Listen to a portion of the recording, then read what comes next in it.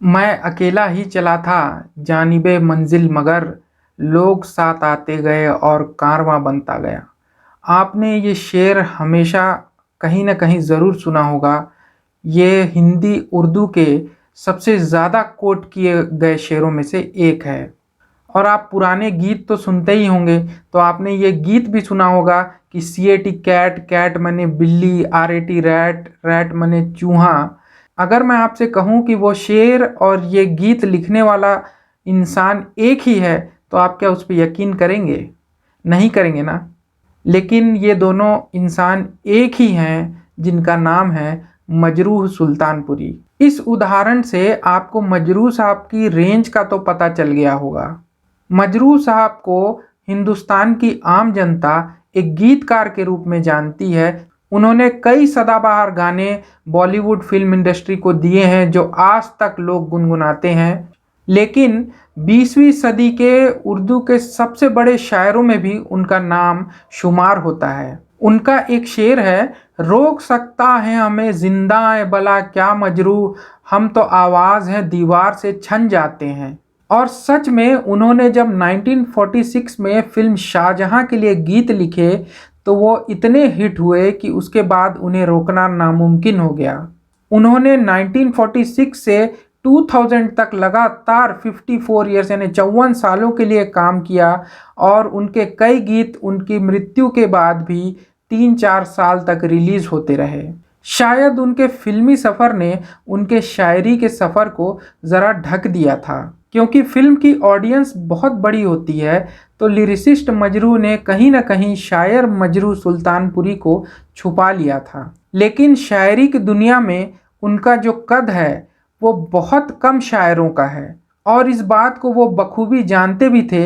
इसीलिए उन्होंने एक शेर में ये कहा है, अलग बैठे थे फिर भी आंख साकी की पड़ी हम पर, अगर है तिश्नगी कामिल तो पैमाने भी आएंगे। 1949 में उन्हें 2 साल की कैद भी हो गई थी। उन्होंने एक ऐसी गज़ल लिखी थी जिससे उस समय की सरकार नाराज़ हो गई और उनके खिलाफ अरेस्ट वारंट निकाल दिया था। उन्हें माफ़ी मांगने की भी पेशकश की गई थी कि अगर वो माफ़ी मांग लें तो उनकी सज़ा माफ़ हो जाएगी, लेकिन उन्होंने माफ़ी नहीं मांगी और अपनी सज़ा पूरी करके फिर 2 साल के बाद वो बाहर आए। इसीलिए शायद उनकी शायरी में जिंदान शब्द का अक्सर प्रयोग मिलता है। जिंदान का अर्थ होता है कैद खाना या जेल। उनका एक बहुत ही मकबूल शेर है, देख जिंदा से परे रंग चमन जोश बहार, रक्स करना है तो फिर पाँव की जंजीर ना देख।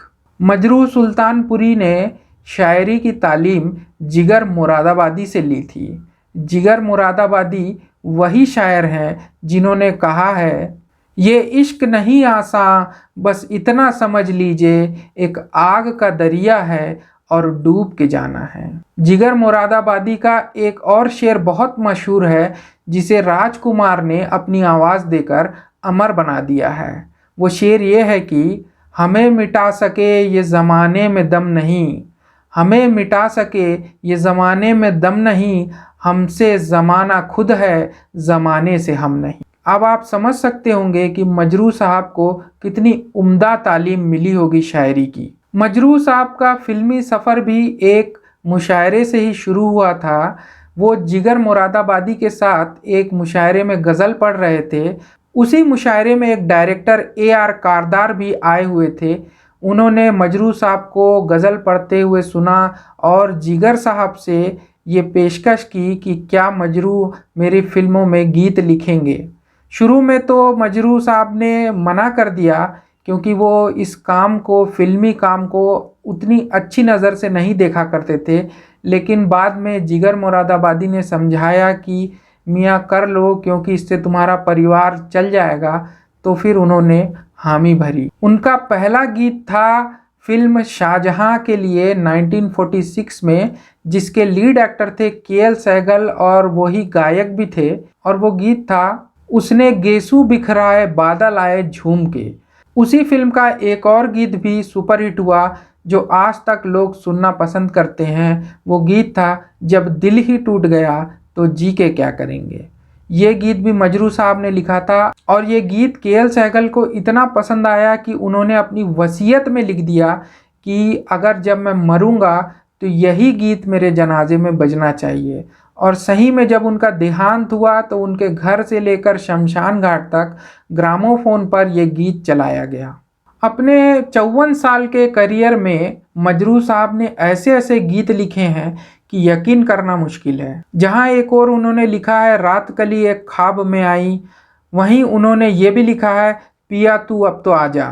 जहां एक और उन्हें चाहूंगा मैं तुझे सांझ सवेरे गीत के लिए फिल्म फेयर अवार्ड से नवाजा गया, वहीं दूसरी ओर पहला नशा और पापा कहते हैं जैसे गानों ने आज तक जवान दिलों में उनकी जगह बनाई हुई है। मजरू साहब की रेंज क्या थी आप इससे अंदाज़ा लगा सकते हैं। वही मजरू साहब जब शायरी की दुनिया में आते थे तो वो ये कहते थे, शबे इंतज़ार की कश्मकश ना पूछ कैसे सहर हुई, कभी एक चिराग जला दिया कभी एक चिराग बुझा दिया। वो पहले ऐसे लिरिसिस्ट थे जिन्हें दादा साहब फाल्के अवार्ड से नवाजा गया था। सन 2013 में भारत सरकार ने उनके नाम का एक पोस्टल स्टैम्प भी जारी किया था। मजरू साहब को हमेशा अचकन और टोपी में देखा जा सकता था।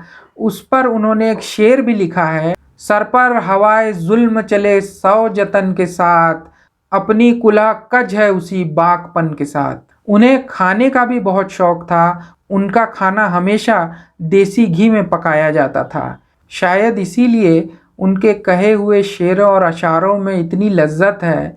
वो कहते हैं कि ऐसे हंस हंस के ना देखा करो सबकी जानिब, ऐसे हंस हंस के ना देखा करो सबकी जानिब, लोग ऐसे ही अदाओं पे फिदा होते हैं। दोस्तों, मजरू साहब एक ऐसी विरासत छोड़ के गए हैं जो अपने आप में एक एनसाइक्लोपीडिया है। अगर आप शायर मजरू को और जानना चाहते हैं तो आपके लिए मैं एक लिंक डिस्क्रिप्शन में डाल रहा हूँ। वो उनकी एक किताब का लिंक है, आप चाहे तो उसे लेकर पढ़ सकते हैं। अगर आप उनके 100 सबसे बेहतरीन गीत सुनना चाहते हैं तो उसका भी लिंक मैंने डिस्क्रिप्शन में डाला है, आप जाकर वो भी सुन सकते हैं। दोस्तों, डॉक्टर बशीर बद्र का एक शेर है, बड़े लोगों से मिलने पर हमेशा फासिला रखना, बड़े लोगों से मिलने पर हमेशा फासिला रखना, जहाँ दरिया समंदर से मिला दरिया नहीं रहता।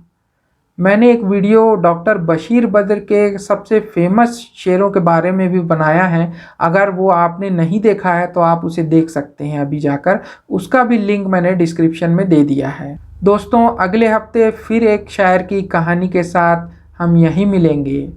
तब तक के लिए धन्यवाद।